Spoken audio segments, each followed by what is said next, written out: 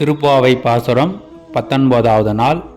ஆண்டாள் நாச்சியார் மார்கழி 19வது தினத்தில் பாட வேண்டியதை நமக்கு தெளிவாக விளக்கியுள்ளார்கள்.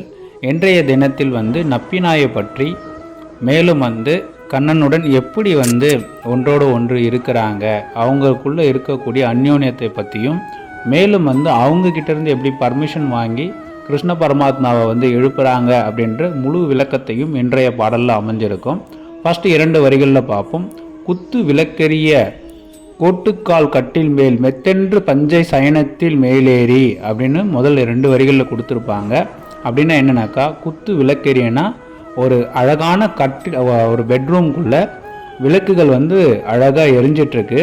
அதுவும் எப்படின்னாக்கா, கோட்டுக்கால் கட்டில் மேல்னா யானை தந்தத்தால் செய்யப்பட்ட கட்டிலில் படுத்துட்ருக்காங்க. அதுவும் எப்படின்னாக்கா, மெத்தென்று பஞ்சு சயனத்தில் மேலேறி, அதாவது மெத்தென்று பஞ்சு மெத்தையில் இருக்கக்கூடிய அந்த இதில் சயனத்தின் மேலேறி, சயனம்னா உங்களுக்கு தெரியும் தூக்கம் அப்படின்னு இருக்காங்க.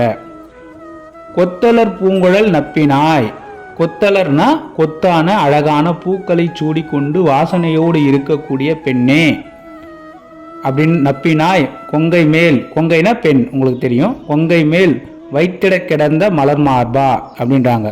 வைத்திட கிடந்த மலர் மார்பானாக்கா மலர் மார்பன் அப்படின்னும் போது அவர் கிருஷ்ணர் அந்த அம்மா மேலே 2 பேரும் ஒரு அந்யோன்யமாக உறங்கி அப்படியே இருக்கிறாங்க, ஒருத்தர் மறந்து இருக்கிறாங்க அப்படின்னு சொல்லியிருக்காங்க.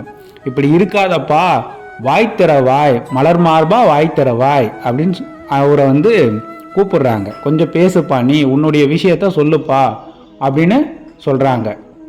அடுத்த 2 வரிகளில் என்ன சொல்கிறாங்கன்னு பாருங்க. மைத்திடங்கண்ணினாய் நீ உன் மணாலனை எத்தனை போதும் துயிலல ஒட்டாய்கான் அப்படின்னு 2 வரிகளில் என்ன சொல்கிறாங்கனாக்கா, மைத்திடம் கண்ணினா அந்த காலத்துலேயும் சரி இந்த காலத்துலேயும் சரி பெண்கள் கண்ணுக்கு அழகாக மை தீட்டக்கூடிய பழக்கம் இருக்குது. அதனால் கண்களில் மை தடவி இருக்கிறாங்க. கண்களில் மை தடவுறதுன்றது ஒரு நல்ல விஷயந்தான், கண்ணுக்கும் நல்லது, கண்ணனுடைய கருவளையத்தையும் அழகாக வச்சுக்கும், கண்ணையும் பாதுகாக்கும்.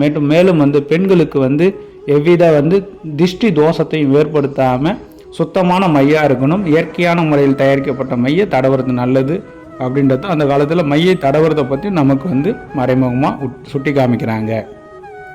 நீ உன் மணாளனை, உன் கணவனை எத்தனை போதும் துயிலலை ஒட்டாய்கான், எத்தனை போதும்னா எப்பொழுதும் நீ எழுப்பாத, நீயே வச்சிட்ருக்க, நீ கொஞ்சம் எங்களுக்காக அவரை கொஞ்சம் இது பண்ணுங்க அப்படின்ற மாதிரி சொல்கிறாங்க.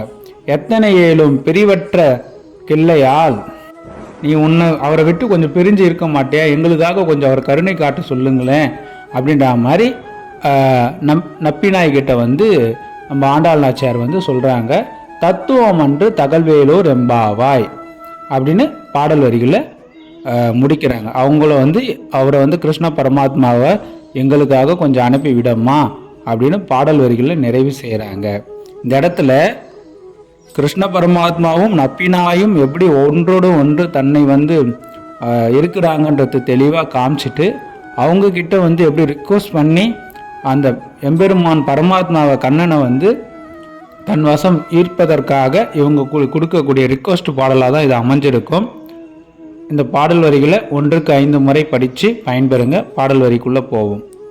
குத்து விளக்கெரிய கோட்டுக்கால் கட்டில் மேல் மெத்தென்ற பஞ்ச சயனத்தில் மேலேறி கொத்தலர் பூங்குழல் நப்பினாய் கொங்கை மேல் வைத்திடம் கிடந்த மலர் மார்பா வாய்த்திறவாய் நீயுன் மணாலனை எத்தனை போதும் துயிலெல ஒட்டாய்கான் எத்தனை ஏலும் பிரிவற்ற கிள்ளையால் தத்துவம் அன்று தகல்வேலோர் எம்பாவாய் என்று திருப்பாவையினுடைய பாடல் நிறைவு பெறுகிறது. இந்த பாடல் வரிகளை ஆழ்ந்து கவனித்து அனைவரும் நலமோடும் வளமோடும் வாழ வேண்டும் என்று பரமாத்மாவை வேண்டிக் கொள்கின்றேன். நமோ நாராயணாய.